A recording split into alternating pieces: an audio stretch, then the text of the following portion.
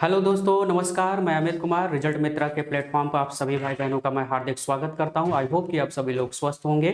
और इसके पहले हम लोग इन्वायरमेंट में क्या क्या डिस्कशन कर चुके हैं, तो एक बार थोड़ा सा रिव्यू आप देख लीजिए। उसके बाद हम लोग आगे फिर कंटिन्यू करें। हम लोगों ने पिछले चैप्टर में हम लोगों ने देखा पौधों का पारिस्थितिक वर्गीकरण। ये बहुत इंपॉर्टेंट है, जो कि मैंने आपको बताया। ये सभी इम्पॉर्टेंट है, ये आपको जरूर याद रखना है। पारिस्थितिक निकेत क्या होता है, कभी कभी एग्जाम में क्वेश्चन पूछ लिया जाता है, तो इनको जरूर जो है आप ध्यान में रखेंगे। फिर हम लोगों ने बात किया इकोसिस्टम की, जो कि एजी टेंसले द्वारा 1935 में जो है पहली बार इस शब्द का प्रयोग किया गया। फिर हम लोगों ने देखा कि पारिस्थितिक तंत्र को जो निर्माण करने वाले हैं, जो संरचना होती है पारिस्थितिक तंत्र के, कौन कौन से वो फैक्टर होते हैं, कौन कौन से वो कंपोनेंट होते हैं, इसके बारे में हम लोगों ने डिस्कशन किया। फिर हम लोगों ने अलग अलग डिस्कशन किया, उत्पादक क्या होता है, उपभोक्ता क्या होता है। उत्पादक को प्राथमिक उत्पादक भी कहा जाता है, ध्यान में रखिएगा, मैंने पहले भी आपको बताया है। उपभोक्ता प्रथम श्रेणी का, द्वितीय श्रेणी, तृतीय श्रेणी और उच्च मांसाहारी। उसके बाद हम लोगों ने अपघटनकर्ता के बारे में इस तरह से डिस्कशन किया हुआ था। ठीक है। और ये जो कुछ तृतीय श्रेणी के कुछ जो उपभोक्ता होते हैं, जैसे शेर है, बाघ है, तेंदुआ है, चीता है, बाज है, यह उच्च यानी तृतीय श्रेणी के उपभोक्ता तो होते ही हैं, साथ साथ में उच्च श्रेणी के मांसाहारी भी होते हैं। इसके बाद हम लोगों ने डिस्कशन किया था डिकम्पोजर। डिकम्पोजर क्या होता है, और कुछ ऐसे जीव हैं, जंतु हैं, या ऐसे पक्षी या जंतु हैं, जैसे कौवा है, गिद्ध है, कुत्ते हैं, ये सब भी जो है मरे हुए जानवरों को खाते हैं। यानी एक तरह से ये प्रकृति का मेहतर के रूप में इनको जाना जाता है। फिर हम लोगों ने खाद्य श्रृंखला देखा कि खाद्य श्रृंखला का जो क्रम होता है वह किस तरह से होता है। पहले उत्पादक होता है, फिर प्रथम श्रेणी का उपभोक्ता होता है, फिर द्वितीय और फिर तृतीय श्रेणी, और अंत में जब मर जाते हैं तो उनको जो जीवाणु होते हैं, बैक्टीरिया होते हैं, उनको अपघटित करके मिट्टी में मिला देते हैं। फसल की खाद्य श्रृंखला, यानी कुछ हम लोगों ने खाद्य श्रृंखला देखा, किस तरह की खाद्य श्रृंखला जो है क्रम चलता है। ठीक है, तो ये खाद्य श्रृंखला आप जरूर ध्यान में रखें।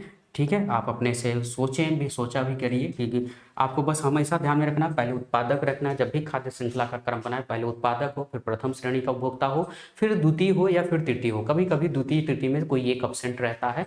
ठीक है, तो ये आप चीज़ें जो है थोड़ा सा ध्यान में रखेंगे। ठीक है। और हम लोगों ने लास्ट में बस केवल यहाँ तक डिस्कशन किया था, यानी खाद्य श्रृंखला के बारे में डिस्कशन किया था। आगे हम लोग बात करेंगे खाद्य श्रृंखला के प्रकार के बारे में। और यह खाद्य श्रृंखला के जो टाइप्स, यह कितने प्रकार के होते हैं? दो तरह के। एक तो जो है चारण के रूप में, यानी जो आप देख पा रहे हैं चारण के रूप में, यानी ग्रेजिंग के रूप में, और एक जो है अपघटक के रूप में, यानी डेट्रीटस के रूप में, फूड चेन के रूप में। तो चारण खाद्य श्रृंखला और अपघटक खाद्य श्रृंखला। तो चारण का मतलब जो खाते हैं। ठीक है, इसमें चारण वाले में कौन कौन पार्टिसिपेट करते हैं? तो चारण वाले में ध्यान में रखेंगे कि चारण वाले में अपघटन करता नहीं होता है। चारण वाले में केवल कौन होता है? उत्पादक होता है, उत्पादक होता है, और उपभोक्ता, प्रथम द्वितीय और तृतीय श्रेणी के सभी उपभोक्ता। ठीक है, सभी उपभोक्ता, सभी उपभोक्ता मतलब प्रथम द्वितीय और तृतीय सभी उपभोक्ता इसमें भाग लेते हैं, पार्टिसिपेट करते हैं, यानी चारण खाद्य श्रृंखला के अंतर्गत। और अपघटक खाद्य श्रृंखला के अंतर्गत जब ये सभी मर जाते हैं, ठीक है, यानी जो उत्पादक होते हैं, उपभोक्ता तो उत्पादक और उपभोक्ता तो होते ही हैं, साथ साथ इसमें कौन सा एक जुड़ जाता है? अपघटन कर्ता भी इसमें जुड़ जाता है। यानी इसमें उत्पादक तो होता ही है, उत्पादक तो होता ही है, और प्लस उपभोक्ता भी होता है, उपभोक्ता होता है। जब ये मर जाते हैं तो अंत में कौन आ जाता है? अपघटन करता। कौन आ जाता है? अपघटन करता। मतलब इनमें ये तीनों सम्मिलित हो जाते हैं। बात समझ में आ गई? तो चारण वाले में केवल दो ही होते हैं, उत्पादक और उपभोक्ता। उपभोक्ता में तीनों प्रकार के उपभोक्ता, कंज्यूमर, तीनों टाइप के कंज्यूमर होंगे, और इसमें प्रोड्यूसर, कंज्यूमर और उसके अलावा डिकम्पोजर भी ऐड हो जाता है। चलिए बात करते हैं चारण उपभोक्ता की, चारण खाद्य श्रृंखला के। तो ऐसे उपभोक्ता जो भोजन के रूप में पौधों अथवा पौधों के भागों का उपभोग करके खाद्य श्रृंखला का शुरुआत करते हैं, यानी आरंभ करते हैं, चारण खाद्य श्रृंखला का निर्माण करते हैं। जैसे भैया घास को कौन खाता है? टिड्डा खाता है। टिड्डा को कौन खाएगा? बाज खाएगा। ठीक है, टिड्डा को बाज नहीं, यहाँ गलत लिख दिया गया है। टिड्डा को कौन खाएगा? तो टिड्डा को हम मान लेते हैं सर्प खाएगा। कौन खाएगा? सर्प खाएगा। और सर्प को कौन खाएगा? बाज खा जाएगा, यानी हॉक खा जाएगा। ठीक है, जैसे चील भी आप कह सकते हैं। तो घास, टिड्डा, सर्प, बाज यानी चील, ठीक है, ये क्रम है, ठीक है, जो चारण वाले में आता है, इसमें डिकम्पोजर नहीं होगा। ठीक है, अच्छा, अपघटन खाद्य श्रृंखला में क्या होता है? क्षय होते हुए प्राणियों और पादप शरीर के मृत जैविक पदार्थों से आरंभ होकर सूक्ष्म जीवों में तथा सूक्ष्म जीवों से अपघटक खाने वाले जीवों के तत्पश्चात परभक्षियों में पहुंचती है, जैसे कचरा। ठीक है, जैसे कचरा, कचरा कौन खाता है? कीट खाता है। कीट को कौन खाता है? छोटी मकड़ियाँ खाती हैं, यानी जो मांसभक्षी होती हैं। ठीक है, ये उनको जो है खाते हैं। तो कचरा क्या है? ये कचरा कौन है? ये कचरा जो है प्राणी और पादप के मृत शरीर हैं। कौन है? मृत शरीर है, जो कि छोटे इंसेक्ट, कीड़े मकोड़े, वो उनको खाते हैं और छोटी मकड़ियाँ इनको, कीटों को खा जाते हैं, भक्षण कर जाते हैं। मतलब इसमें उत्पादक और उपभोक्ता के, ठीक है, ये होते हैं, ये दोनों ही होते हैं, लेकिन किस अवस्था में? मृत अवस्था में। किस अवस्था में? मृत अवस्था में। जब ये मर जाते हैं तभी अपघटन करता वहां पे शुरू होता है। यहाँ पर नोट, एक बात ध्यान में रखें, एक उथले समुद्र के जीवों का जो समुदाय में संपूर्ण ऊर्जा का लगभग 80% भाग अपघटत श्रृंखलाओं में प्रवाहित होता है। ठीक है, 80% भाग किसके रूप में होता है? अपघटक श्रृंखलाओं में प्रवाहित होता है। उथले समुद्र का मतलब कि जो उथला समुद्र का मतलब यह होता है, यानी तटीय क्षेत्र के आसपास को जो जीव समुदाय रहते हैं, तटीय क्षेत्र के आसपास का जो जीव समुदाय होता है, उसमें संपूर्ण ऊर्जा का लगभग 80% अपघटक श्रृंखलाओं में ही प्रवाहित होता है। ठीक है, तो ये चीज थोड़ा सा आप ध्यान में रखें, नोट में रखेंगे। चले, तो ये तो हमने बात कर ली खाद्य श्रृंखला के टाइप के, दो तरह के होते हैं, एक चारण होता है और एक अपघटक होता है। अब हम लोग आगे डिस्कशन करेंगे पारिस्थितिक तंत्र में खाद्य जाल। पारिस्थितिक तंत्र में खाद्य जाल का मतलब फूड वेब। अभी तक हम लोग क्या बात कर रहे थे? फूड चेन की बात कर रहे थे। क्या बात कर रहे थे? Food chain. लेकिन अब हम लोग क्या बात करेंगे? Food web. वेब का मतलब होता है जाल। वेब का मतलब क्या होता है? जाल।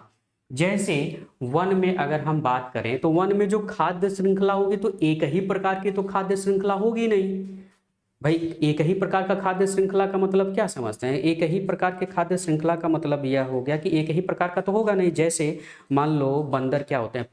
फल फूल, पेड़ पौधे, पत्तियां, यही सब तो खाते हैं बंदर।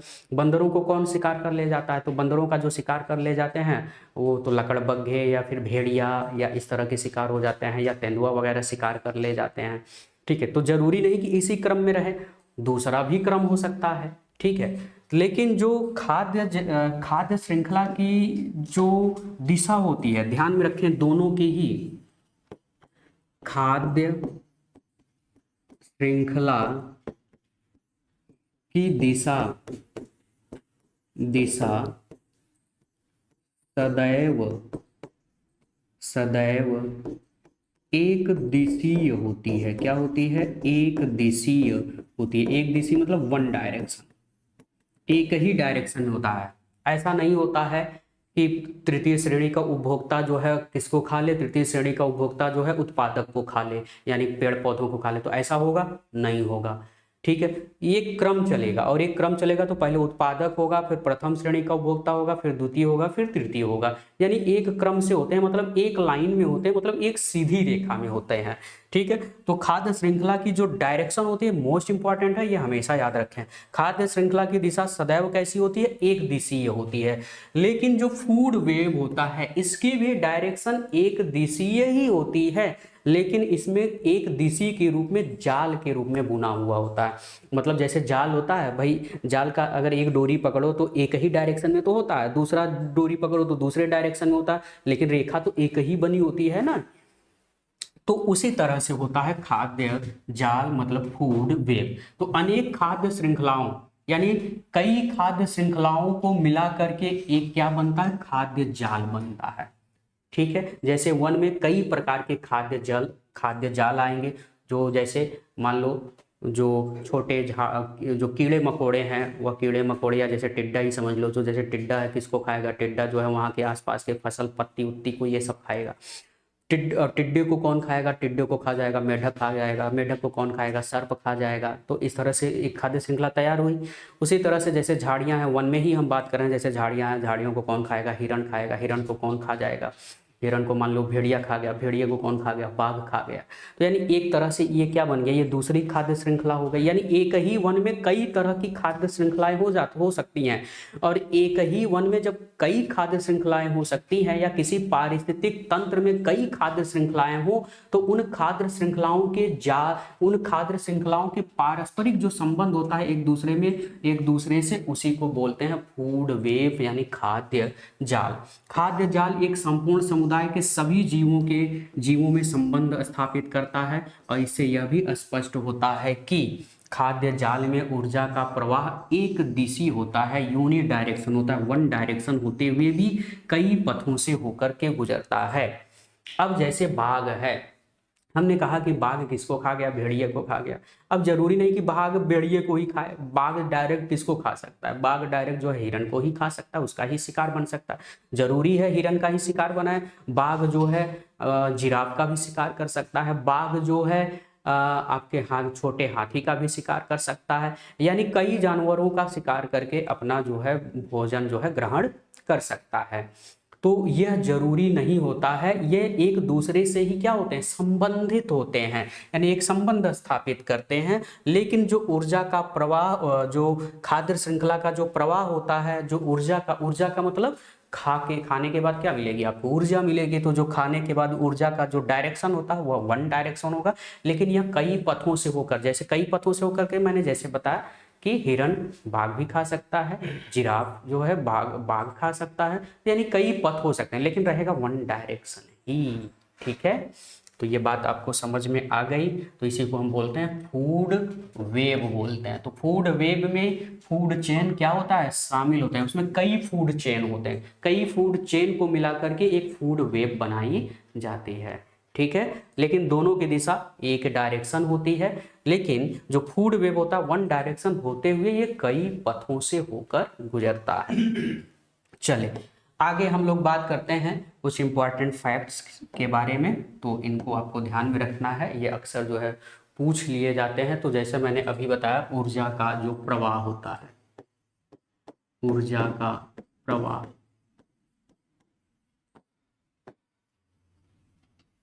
ठीक है, तो जो ऊर्जा का प्रवाह होता है उत्पादक से प्रथम श्रेणी के उपभोक्ता, फिर द्वितीय श्रेणी के उपभोक्ता, फिर तृतीय श्रेणी के उपभोक्ता के रूप में। यानी उत्पादक से प्रथम, फिर द्वितीय, फिर तृतीय श्रेणी के उपभोक्ता, ये एक दिशीय जो है ऊर्जा का प्रवाह होता है। ठीक है, अब ये जो ऊर्जा का प्रवाह है, यह ऊर्जा का प्रवाह किसी भी चीज को खाने पर उसमें केवल उसके जैविक कार्यों में 90% खर्च हो जाता है और उसके विकास एवं वृद्धि में 10% ही काम आता है। ठीक है, कहने का मतलब मेरा क्या है, ध्यान से समझिए। प्रथम श्रेणी का जो उपभोक्ता है, तो प्रथम श्रेणी का उपभोक्ता किसको खाएगा, पेड़ पौधों को खाएगा, उत्पादक को खाएगा। यह खाएगा, तो जब यह उत्पादक को खाएगा तो इस उत्पादक का मान लो वह 100% है, तो 100% में से 90% भाग 90% भाग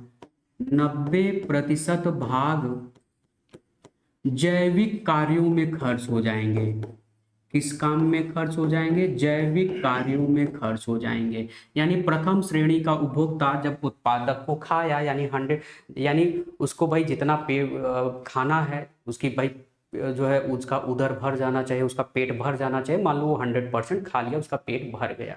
अब जब पेट भर गया तो जैविक कार्य करने में, जैविक कार्य मतलब सोना, टहलना, घूमना, इधर उधर जाना, तमाम चीजें, सोचना, विचारना, वह सब क्या है, आपके जैविक कार्य हैं। तो जैविक कार्यों में 90% भाग खर्च हो जाता है। केवल आपके शरीर के निर्माण में 10%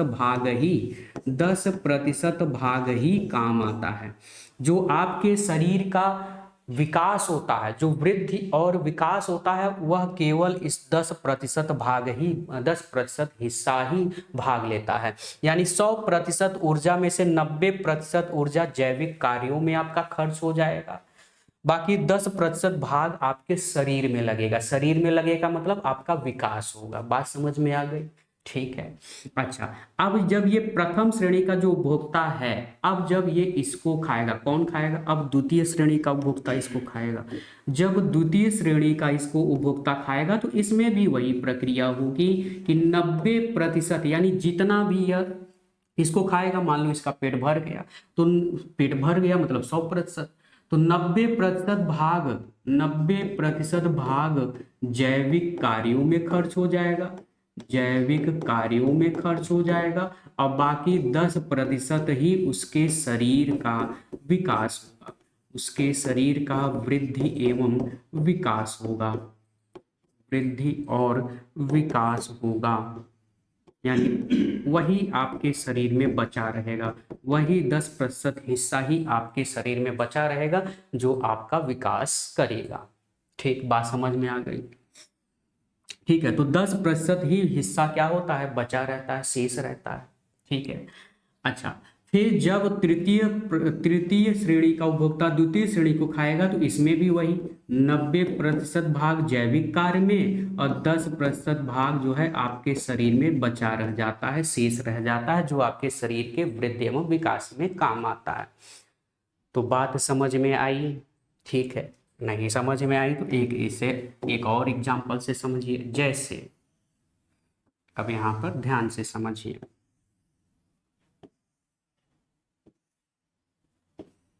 तो यहाँ पे मैंने उत्पादक यानी कुछ जो है हरे पौधे, पेड़ पौधे,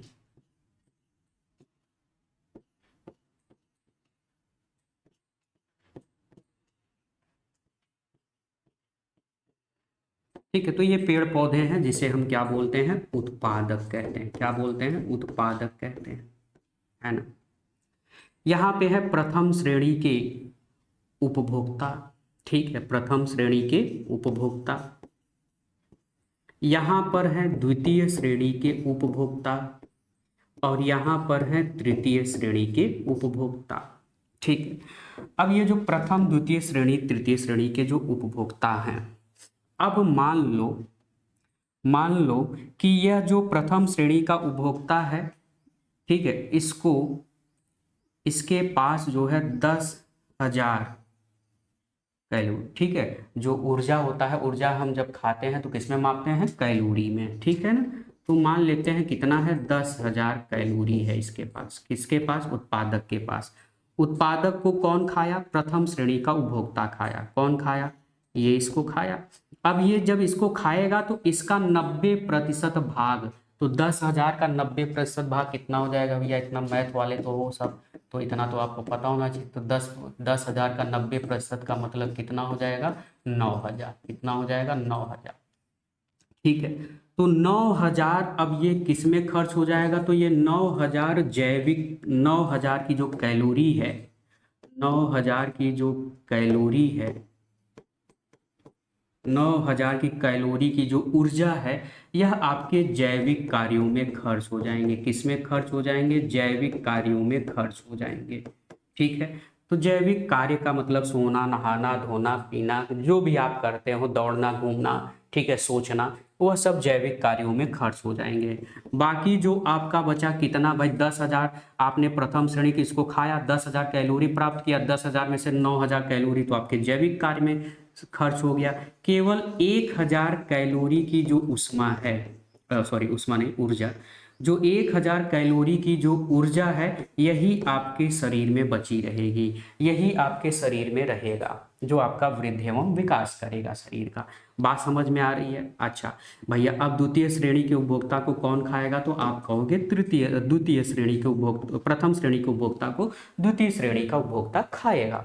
अब इसको खाएगा तो अब देखो भैया, ये प्रथम श्रेणी का जो उपभोक्ता, अब इसके पास 9,000 कैलोरी नहीं है, क्योंकि ये तो जैविक कार्य में खर्च हो गए, ये खर्च हो गए। उसके शरीर में अब है कितना? 1,000 कैलोरी। अब ये जब द्वितीय श्रेणी का जब इसको खाएगा तो वह कुल कितना प्राप्त करेगा? करेगा तो केवल 1000 कैलोरी की ही ऊर्जा प्राप्त करेगा। और जब 1000 कैलोरी की ऊर्जा प्राप्त करेगा तो वह केवल उसका 90%, यहाँ भी वही, हर हर पार्ट से 90% जैविक कार्य में खर्च होगा। तो 1000 का 90% मतलब हो गया 90/100, मतलब कितना हो गया 900।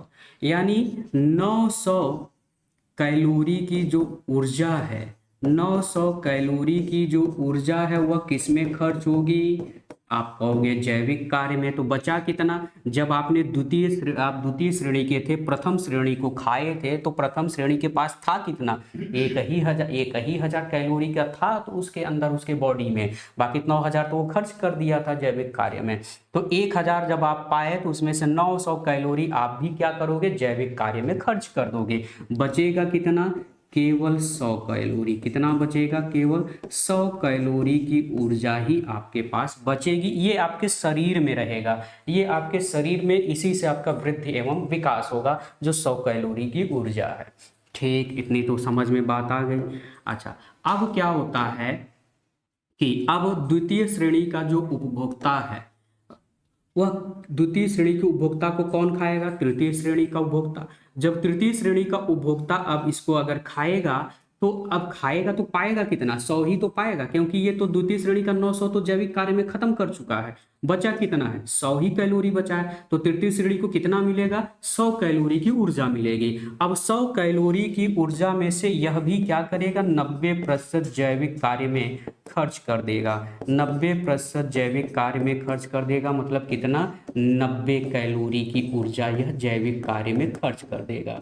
90 कैलोरी की जो ऊर्जा है वह जैविक कार्य में खर्च हो जाएगा। बचेगा कितना, तो 100 था, 100 पाया था, 100 में से 90 खर्च हो गया, तो 10 कैलोरी की जो है ऊर्जा बची है उसके शरीर में। बात समझ में आ गई है। और इसी को कहते हैं खाद्य 10% का नियम, यानी ऊर्जा के प्रवाह का 10% का नियम। ठीक है, इसी को कहा जाता है, यहाँ पे नोट में लिख देंगे, ऊर्जा का 10% नियम।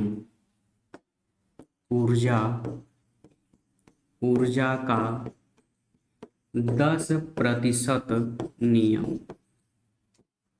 ऊर्जा का 10% नियम कहा जाता है इसको। ठीक है, यानी जो ऊर्जा का प्रवाह है, एक एक एक तल से दूसरे तल में, या फिर एक वर्ग से दूसरे वर्ग में, जब हम यहाँ पर ऊर्जा का प्रवाह होता है तो उसे बोलते हैं ऊर्जा का 10% नियम। 10% नियम का मतलब कि आपके शरीर में केवल 10% हिस्सा ही होता है, बाकी 90% हिस्सा क्या होता है, जैविक कार्य में खर्च हो जाता है। और यह नियम किसने दिया था, तो यह नियम दिया था लिंडे मान ने दिया था। किसने दिया था, तो लिंडेमान द्वारा यह नियम प्रस्तुत किया गया था, यह नियम दिया गया। ठीक है, तो लिंडेमान द्वारा ऊर्जा के प्रवाह का 10% नियम दिया गया, जिसमें यह बात की गई, दोनों चीजें याद रखिएगा। 10% क्या होता है, तो 10% आपके शरीर में बचा रहता है शेष ऊर्जा के रूप में, जो आपके शरीर का वृद्धि एवं विकास करता है। बाकी 90% हिस्सा जैविक कार्यों में खर्च हो जाता है। क्लियर है, ठीक है। तो ये चीजें जो है आप ध्यान में रखेंगे। कभी कभी यही पूछता है कि लिंडेमान के अनुसार, ठीक है, या ऊर्जा के नियम के अनुसार, तो ऊर्जा के प्रवाह नियम के अनुसार जैविक कार्य में कितनी ऊर्जा खर्च होती है, तो आप पढ़े होते हो 10%, फट से 10% लगा देते हो। ठीक है, तो 10% केवल ऊर्जा शेष बची रहती है आपके बॉडी के अंदर। जैविक कार्य में 90% खर्च होता है, तो जैविक कार्य के रूप में पूछता है तो 90%। अब शेष ऊर्जा के रूप में पूछता है कि आपके बॉडी के अंदर जो वृद्धि एवं विकास के लिए कितनी ऊर्जा बची रहती है, तो वह होती है केवल 10%। क्लियर है, ये बात आप समझ लीजिए अच्छे से। ठीक है, चले आगे चलते हैं। संतुलित पारिस्थितिक तंत्र। ठीक है, तो जिनको भाई ना समझ में आया हो एक बार फिर फटाफट कमेंट कर दे। ठीक है, तो फटाफट आप कमेंट कर दे।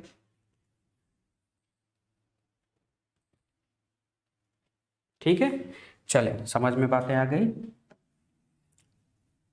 चले, संतुलित पारिस्थितिक तंत्र, कोई पारिस्थितिक तंत्र जो होता है वह कैसे संतुलित रहता है, कैसे बैलेंस रहता है। तो बैलेंस, अगर खाद्य श्रृंखलाओं में कई जो है विभिन्नताएं हो, जितनी अधिक विभिन्नताएं होगी खाद्य श्रृंखला में, वह पारिस्थितिक तंत्र उतना ही संतुलित होगा।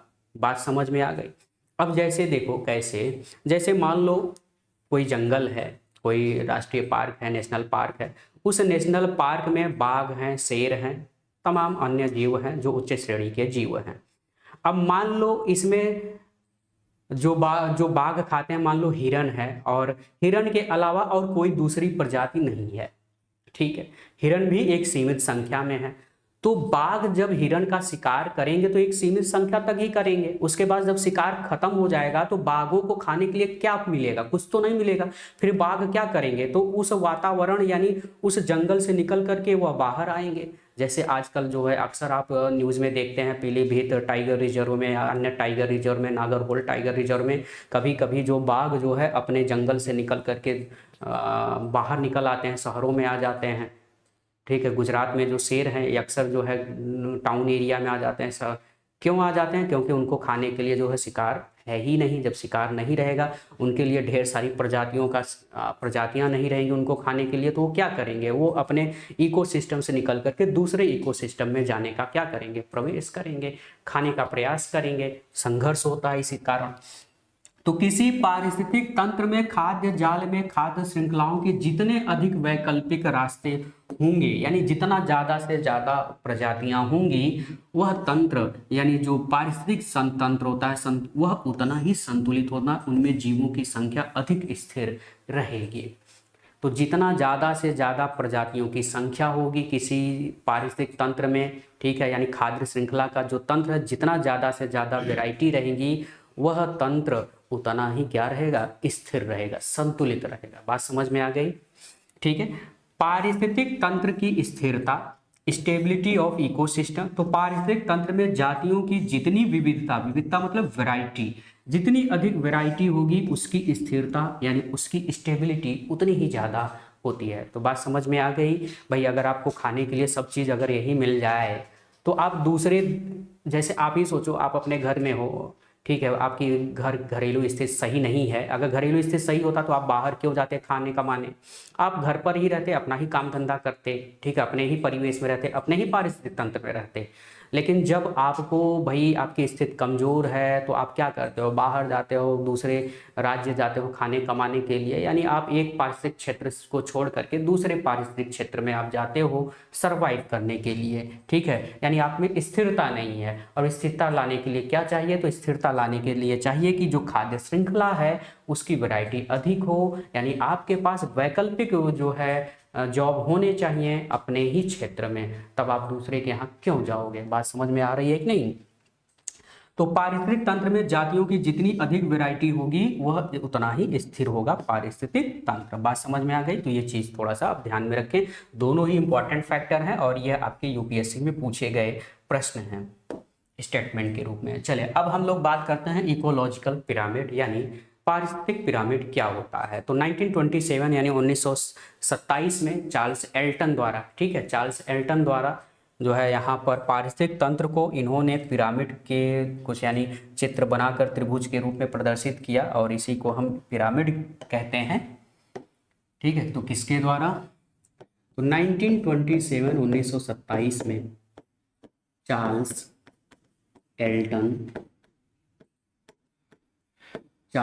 एल्टन द्वारा त्रिभुजाकार आकृति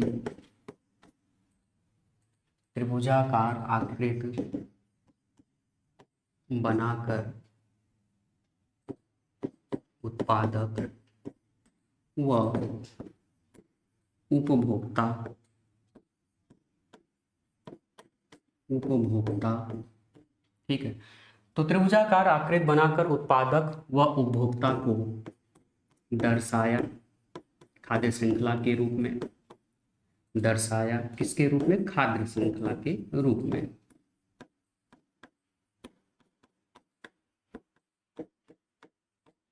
खाद्य श्रृंखला के रूप में। और यही जो त्रिभुजाकार आकृति है इसी को हम क्या बोलते हैं, पिरामिड कहते हैं। क्या बोलते हैं, पिरामिड कहा जाता है। अब ये जो पारिस्थितिक पिरामिड है यह 3 प्रकार का होता है। पारिस्थितिक जो पिरामिड है ये कितने प्रकार का होता है, 3 प्रकार का पारिस्थितिक पिरामिड होता है। एक तो होता है जीव संख्या का पिरामिड, जीव संख्या का पिरामिड।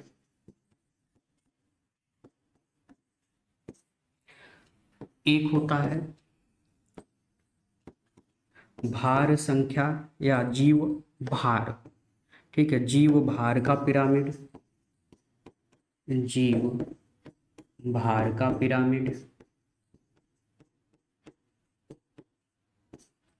ठीक है। और एक होता है आपका ऊर्जा का पिरामिड, ऊर्जा का पिरामिड, ठीक है। तो ये 3 प्रकार के जो है पिरामिड आपको पारिस्थितिक तंत्र में देखने को मिलते हैं। एक तो जीव संख्या का पिरामिड, जीव भार का पिरामिड और ऊर्जा का पिरामिड, ठीक है। जीव संख्या का पिरामिड नाम से ही पता चल रहा है, इसमें हम क्या करते हैं, तो जो भी खाद्य श्रृंखला का निर्माण किया जाता है तो हमेशा हम किससे स्टार्ट करेंगे, उत्पादक से, फिर प्रथम श्रेणी का, फिर द्वितीय श्रेणी का, फिर तृतीय श्रेणी का। और इसी तरह से हम देखेंगे कि जो पिरामिड बनता है, ठीक है, या तो पिरामिड सीधा बनेगा या तो पिरामिड उल्टा बनेगा, है ना। यानी पिरामिड या तो ऐसे बनेगा या तो पिरामिड ऐसे बनेगा। ये उल्टा पिरामिड है, ये सीधा पिरामिड है, ठीक है। ये कैसा पिरामिड होगा, ये सीधा पिरामिड होगा, और ये कैसा पिरामिड होगा, ये उल्टा पिरामिड होगा। तो अब हमको देखना है कि ये उल्टा या सीधा कैसे होता है, ठीक है। तो जीव संख्या का जो पिरामिड होता है तो इसका मतलब यह है ये संख्याओं के आधार पर, ये क्या है, संख्याओं के आधार पर, संख्याओं के आधार पर। अब किसकी संख्या की बात की जा रही है, तो यहाँ पर जीवों की संख्या की बात की जा रही है कि जितने ज्यादा जीव होंगे, ठीक है, तो यहाँ पे जीवों की संख्या के आधार पर आपको पिरामिड देखना है। यहाँ पर क्या देखना है, भार के आधार पर। भार मतलब वजन, वजन के आधार पर, वजन के आधार पर हमको देखना है कि किस तरह का पिरामिड होगा। और यहाँ पर तो आप समझ ही रहे हैं कि जो ऊर्जा है, यानी जो जीव आप खाते हैं, कोई भी चीज खाते हैं तो ऊर्जा प्राप्त होती है, तो ऊर्जा के आधार पर पिरामिड किस तरह का बनता है, ठीक है। तो अब इसी के बारे में हम लोग अलग अलग डिस्कशन करने वाले हैं। तो चलिए पहला हम बात करते हैं जीव संख्या का पिरामिड। तो जीव संख्या का पिरामिड जो है किस तरह का देखने को मिलता है। जीव संख्या का पिरामिड, तो जीव संख्या का जो पिरामिड होता है, इन्होंने चार्ल्स एल्टन ने यह बताया, ठीक है। कोई भी होगा तो सबसे पहले क्या होगा, तो यहाँ पे क्रम आप हमेशा जानते हैं, पहले क्या होगा, उत्पादक, फिर क्या होगा, प्रथम श्रेणी का उपभोक्ता, फिर द्वितीय श्रेणी का उपभोक्ता, और फिर तृतीय श्रेणी का उपभोक्ता। इसी के आधार पर हम देखेंगे कि पिरामिड हमारा सीधा बन रहा है कि उल्टा बन रहा है, ठीक है। आइए, लेकिन किसके आधार पर, संख्या के आधार पर। किसके आधार पर, संख्या के आधार पर। जैसे अगर हम कहें कि, तो पहले शुरुआत करते हैं, 1 का पिरामिड, 1 का पिरामिड, यानी किसी जंगल का पिरामिड किस तरह से, किसी जंगल का पिरामिड किस तरह से तैयार किया जाएगा, किसी जंगल का पिरामिड जो है किस तरह से बन करके तैयार होगा। तो अगर हम किसी जंगल का पिरामिड अगर हम बात करें तो यहाँ पे ध्यान में रखेंगे, हम इन्हीं को देखेंगे, पहले उत्पादक देखेंगे, फिर प्रथम श्रेणी के उपभोक्ता, फिर द्वितीय श्रेणी के उपभोक्ता। तो जंगल है भाई साहब, क्या है, जंगल है। हम किसके आधार पर देख रहे हैं, जीव संख्या के आधार पर। अब जीव चाहे वह वनस्पति हो, चाहे पेड़ पौधे हो, चाहे जंतु हो, ठीक है। अच्छा, तो पहले उत्पादक, तो उत्पादक का मतलब पेड़ पौधे होते हैं। तो किसी जंगल में पेड़ पौधों की संख्या ज्यादा होगी या फिर प्रथम श्रेणी के उपभोक्ताओं की, यानी हिरण, जैसे हिरण है या जो हरे पौधे जितने भी खाते हैं जीव जंतु, तो यह बताइए इनकी संख्या ज्यादा होगी कि पेड़ पौधों की संख्या ज्यादा होगी। तो आप कहोगे बेशक पेड़ पौधों की संख्या होगी, क्योंकि अगर इनकी संख्या ज्यादा होती तो पेड़ पौधे बचते ही नहीं, ये खा के समाप्त कर देते। भाई पेड़ पौधों की संख्या ज्यादा है इसलिए पेड़ पौधे हमेशा बने रहते हैं। बात समझ में आ रही है? इसका मतलब पेड़ पौधों की संख्या क्या है, ज़्यादा है। जब ज़्यादा होगा तो उसका जो बेस होगा वो मोटा बनाया जाएगा। बेस क्या होगा, ऐसे बनाया जाएगा। ज़्यादा का मतलब यह है कि ये वाला जो पोर्शन है वो अधिक क्षेत्रफल में, इसका क्षेत्रफल क्या हो, अधिक हो। तो जहाँ ज़्यादा है तो उसका बेस मोटा बनाना है, यानी अधिक करना है। क्या करना है, अधिक करना है। ठीक है, बात समझ में आ रही है? तो इसमें कौन होंगे, इसमें होंगे उत्पादक, यानी सभी जो होंगे पेड़ पौधे होंगे। अच्छा, पेड़ पौधे होंगे, ठीक है, इतनी तो बात समझ में आ गई। अच्छा, जो प्रथम श्रेणी के उपभोक्ता होंगे, जो पेड़ पौधों को खाएंगे, उनकी संख्या उत्पादक से क्या होगी, थोड़ी कम होगी, उतने ज्यादा तो नहीं होंगे। अब प्रथम श्रेणी को खाने वाले, उनकी संख्या तो और ही क्या होगी, कम होगी, बहुत ज्यादा तो होंगी नहीं, है ना। अच्छा, तृतीय श्रेणी के जो उपभोक्ता होंगे, जैसे बाघ है, शेर है, तो क्या इनकी संख्या बहुत ज्यादा है, नहीं, इनकी संख्या सीमित है। जैसे अपने भारत में भी अभी बाघ जो है, बाघ कह रहा हूँ, यहाँ पर जो तृतीय श्रेणी के उपभोक्ता हैं, जैसे बाघ हो गए, बाघ हो गए, तेंदुआ हो गए, शेर हो गए, तमाम ये हो गए, तो तृतीय श्रेणी के जो उपभोक्ता हो गए उनकी संख्या द्वितीय श्रेणी से क्या होगी, कम होगी। यानी एक तरह से पिरामिड कैसा बना, सीधा। यानी वन का जो पिरामिड, वन का पिरामिड किसके आधार पर, जीव संख्या के आधार पर। तो यहाँ पर एक निष्कर्ष यह निकला, यह निष्कर्ष निकला कि जीव संख्या के आधार पर, के आधार पर वन या जंगल का पिरामिड, पिरामिड सदैव कैसा बनेगा, तो सीधा बनेगा, सीधा। ठीक है, सदैव सीधा बनेगा। ठीक है, ये केवल जंगल के लिए है, क्योंकि जंगल है, वन है, तो उसके लिए सदैव कैसा बनेगा, सीधा बनेगा। बात समझ में आ गई? अच्छा, अब ये बात समझ में आ गई तो अब आगे चलते हैं। चले, अब आगे हम बात करते हैं।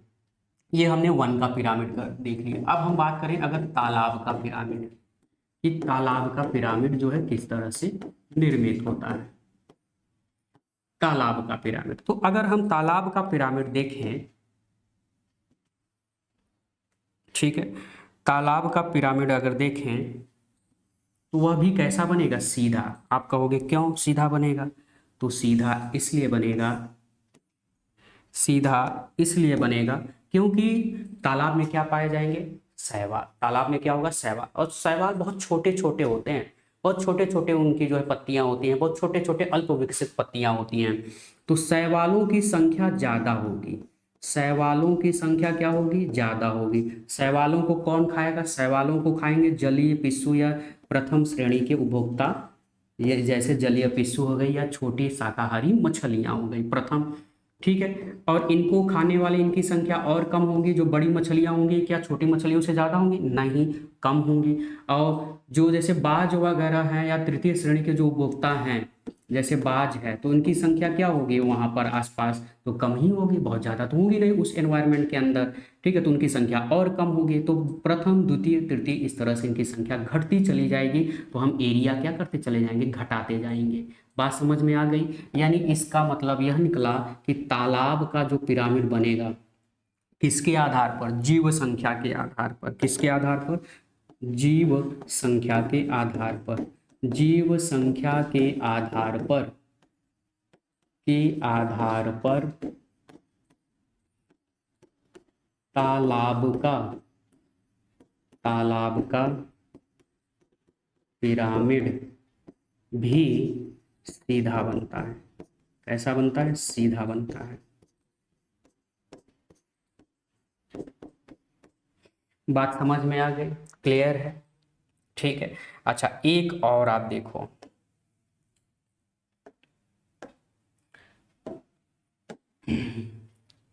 एक वृक्ष का पिरामिड कैसा होगा, एक वृक्ष, एक वृक्ष का पिरामिड। अगर हम एक वृक्ष की अगर हम बात करें कि एक वृक्ष का पिरामिड जो है किस तरह से तैयार होता है, तो एक वृक्ष का पिरामिड अगर हम देखें तो देखिए एक वृक्ष का पिरामिड जो है किस तरह से बनता है। तो आप कहोगे यह पिरामिड जो है उल्टा बनेगा, कहोगे क्यों भाई साहब उल्टा क्यों बनेगा? तो यह उल्टा इसलिए बनेगा क्योंकि वृक्ष संख्या में क्या है, एक ही तो है। वृक्ष संख्या में क्या है, एक है। तो जो उत्पादक है, सॉरी, जो उत्पादक है तो नीचे से शुरू होगा, नीचे से मतलब उत्पादक से, हमेशा पहले हम उत्पादक से शुरू करते हैं। उत्पादक, तो उत्पादक यानी वृक्ष की संख्या क्या है, एक वृक्ष है। कितने वृक्ष हैं, एक ही वृक्ष है, तो संख्या में केवल एक ही है। अच्छा, वृक्ष पर रहने वाले जो जीव जंतु होंगे यानी जो प्रथम श्रेणी के उपभोक्ता होंगे उनकी संख्या क्या होगी, उनसे ज्यादा होगी। द्वितीय श्रेणी की संख्या जो है उनसे थोड़ा और ज्यादा होगी। तृतीय श्रेणी की जो संख्या होगी तो ये कम ही, लेकिन फिर भी अपवाद के रूप में आप ध्यान रखें, तृतीय हम बनाते नहीं हैं, ठीक है। तो तृतीय बनाते नहीं है, लेकिन आप ध्यान में रखें कि द्वितीय श्रेणी की ज़्यादा होती है, तृतीय श्रेणी की थोड़ा कम रहती है, ठीक है। तो लेकिन बनेगा जब यहीं से आपका कम हो गया तो वहीं से आप पहले ही यानी उत्पादक से ही आपको पता चल जाएगा कि सीधा बनेगा कि उल्टा बनेगा। जहाँ पे एरिया ज़्यादा हो जाए यानी संख्या ज़्यादा हो जाए वहाँ पर सीधा बनेगा। जहाँ संख्या कम हुई यानी अन्य से, प्राथमिक उपभोक्ता से अगर जैसे ही कम हुई तो आप समझ जाएंगे अगर ये कम है तो उल्टा बनेगा। अगर प्राथमिक उपभोक्ता से ज़्यादा है उत्पादक तो सीधा बनेगा। बस इतना बस ध्यान में रखें तो आपको पकड़ में आ जाएगा। क्या मैंने आपको समझाया? तो मैंने आपको यह बताया कि अगर उत्पादक की संख्या, हम किसके आधार पर देख रहे हैं, जीव संख्या के आधार पर, अगर उत्पादक की संख्या अधिक है तो सीधा, अगर उत्पादक की संख्या कम है किससे, प्राथमिक उपभोक्ता से, यानी जो प्रथम श्रेणी का उपभोक्ता है उससे अगर कम है तो उल्टा। ठीक है, बात समझ में आ गई, क्लियर है? तो इसका जीव संख्या के आधार पर कैसा बन गया, उल्टा, यानी इसमें कैसा पिरामिड बन गया, उल्टा पिरामिड बन गया। बात समझ में आ गई? तो ये अभी तक हम लोग क्या देख रहे थे, जीव संख्या के आधार पर। किसके आधार पर, जीव संख्या के आधार पर। अब हम लोग आगे थोड़ा चलेंगे, अब हम आगे बात करेंगे जीव संख्या। अब दूसरा पॉइंट, जीव भार के आधार पर, जीव भार का पिरामिड। तो जीव भार का जो पिरामिड है यानी वजन के अनुसार, ठीक है, उसमें पिरामिड जो है किस तरह से बनते हैं। तो हम बात करते हैं पहले वन की ही, कि वन का पिरामिड। अब यहाँ पर संख्या नहीं देखना है, अब आपको वजन देखना है। क्या देखना है, वजन। तो वजन के आधार पर अब आपको देखना है। तो हम वन का पिरामिड अगर हम बात करें तो वन में बहुत से पेड़ होंगे, तो पेड़ों का वजन ज्यादा होगा कि वहां पर पाए जाने वाले जो प्रथम श्रेणी है, द्वितीय श्रेणी के, उनका ज्यादा होगा। तो आप कहोगे कि पेड़ पौधों का वजन भैया ज्यादा होगा। अब ज्यादा होगा तो इसका मतलब हमने आपको सीधा सा बताया, कैसा बनेगा, सीधा बनेगा। कैसा बनेगा, सीधा बनेगा, क्योंकि यहाँ पर उत्पादक का जो वजन होगा वह ज्यादा होगा। उत्पादक का जो वजन होगा वह क्या होगा, ज्यादा होगा। ठीक है, बाकी प्रथम श्रेणी के जो उपभोक्ता हैं उनसे कम होगा। ठीक है, द्वितीय श्रेणी के उपभोक्ता, तृतीय श्रेणी के उपभोक्ता। ठीक है, तो जैसे प्रथम श्रेणी का उपभोक्ता जैसे हिरण है, तो हिरण का वजन क्या किसी एक पेड़ से ज्यादा होगा, नहीं होगा। ठीक है, द्वितीय श्रेणी का मान लो जैसे लकड़बग्घा है, लकड़बग्घा किसको खाएगा, हिरण को। लकड़बग्घे का वजन थोड़ा ज़्यादा होता है हिरण की तुलना में। लकड़बग्घे को कौन खाएगा, बाघ खाएगा, बाघ का वजन इससे ज़्यादा होता है लकड़बग्घे से। तो मतलब ये वजन जो है ज़्यादा होते चले जाएंगे, यानी ज़्यादा कह रहा हूँ, उत्पादक का वजन ज़्यादा होगा प्रथम द्वितीय तृतीय श्रेणी की तुलना में, यानी उत्पादक का वजन ज़्यादा होगा। तो आप सीधा सा आंसर क्या करेंगे, सीधा सा आंसर करेंगे कि यह पिरामिड कैसा बनेगा, सीधा बनेगा। कैसा बनेगा, सीधा बनेगा। तो जीव संख्या के आधार पर, जीव भार के आधार पर किसी वन का जो पिरामिड बनेगा, तो वन में बहुत से पेड़ पौधे होते हैं, उनका वजन जो है ज़्यादा रहेगा। इसी तरह से एक वृक्ष की भी अगर हम बात करें, एक वृक्ष क्या जो है पिरामिड किस तरह का बनेगा, एक वृक्ष का पिरामिड किस तरह का बनेगा, तो वह भी बनेगा सीधा। कैसा बनेगा, सीधा। जैसे जीव संख्या के आधार पर तो उल्टा बना था, लेकिन जीव भार के आधार पर कैसा बनेगा, सीधा। क्योंकि एक वृक्ष, जो वृक्ष होगा वह काफी मतलब मोटाई होगी भाई। वृक्ष होगा, एक बड़ा पेड़ होगा, वृक्ष होगा तो उसकी मोटाई ज़्यादा होगी, और मोटाई ज़्यादा होगी तो उसका वजन भी क्या होगा, ज़्यादा होगा। और जब वजन ज़्यादा होगा, भार ज़्यादा होगा, तो कैसा बनेगा, सीधा बनेगा। कैसा बनेगा, सीधा। तो इसमें भी कैसा बनता है, सीधा बनता है, सीधा बनता है। बात समझ में आ गई। इसमें भी कैसा बनेगा, सीधा बनेगा। ठीक है, तो एक वृक्ष का पिरामिड भी कैसा बनेगा, सीधा बनेगा। लेकिन अगर हम तालाब की अगर हम बात करें, तालाब की अगर हम बात करते हैं, ठीक है, तालाब की, कि तालाब का किस तरह का बनेगा। तो तालाब में अगर हम बात करें तो तालाब में जो शैवाल होता है, शैवाल का वजन बहुत ज़्यादा नहीं होता है। शैवाल का वजन क्या बहुत ज़्यादा होता है, नहीं भाई। किसी एक शैवाल का वजन ज़्यादा होगा, नहीं, आप कहोगे नहीं। तो शैवाल का वजन बहुत ज़्यादा नहीं होता, लेकिन जो उनको खाने वाले होंगे, प्रथम श्रेणी के जो उपभोक्ता होंगे, उनका वजन उनसे ज़्यादा होगा। तो यहाँ पे जो उत्पादक होगा, उत्पादक, उत्पादक कौन है यहाँ पे, शैवाल है। और शैवाल का वजन जो है, जो उनको खाएंगे उनसे ज़्यादा होता नहीं है। ठीक है, यानी यहाँ पे प्रथम श्रेणी के जो उपभोक्ता होंगे उनका वजन शैवाल उत्पादकों से ज़्यादा होगा। और जो बड़ी मछलियाँ होंगी वो छोटी मछलियाँ भाई, जो द्वितीयक श्रेणी के, ठीक है, जैसे प्रथम श्रेणी में कौन आएगा, जैसे जलीय पिस्सू आएगा या छोटी शाकाहारी मछलियाँ।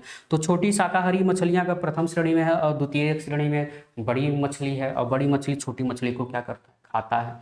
तो ये इनको खाएगा, तो इनका वजन जो है उससे क्या रहेगा, थोड़ा ज़्यादा रहेगा। और द्वितीय श्रेणी को कौन खाएगा भैया, बाज खाएगा, मतलब तृतीय श्रेणी का खाएगा। और तृतीय श्रेणी का अगर कोई उपभोक्ता उसको खाता है तो उसका वजन उससे क्या रहेगा, ज़्यादा रहेगा। उसका वजन उससे क्या रहेगा, ज़्यादा रहेगा। ठीक है, यानी इस तरह से तालाब का पिरामिड किसके आधार पर, जीव भार के आधार पर। तो जीव भार के आधार पर तालाब का पिरामिड कैसा बनता है, उल्टा बनता है। कैसा बनता है, उल्टा बनता है। बात समझ में आ गई, क्लियर है। एक अब लास्ट पॉइंट, अब हम बात करेंगे ऊर्जा का पिरामिड। तीसरा पॉइंट, ऊर्जा का पिरामिड। ऊर्जा का पिरामिड, कि ऊर्जा का पिरामिड जो है किस तरह से निर्मित होता है। तो ऊर्जा का जो पिरामिड होता है, तो मैंने आपको बताया ही कि जो उत्पादक होता है, उत्पादक से जो है प्रथम श्रेणी, फिर द्वितीय श्रेणी, फिर तृतीय श्रेणी। अभी मैंने आपको एक स्ट्रक्चर बताया था जस्ट अभी, कि अगर इसके पास 10,000 है तो इसके पास कितना आ जाएगा, 1,000, फिर इसके पास कितना आएगा, 100, और फिर इसके बाद 10।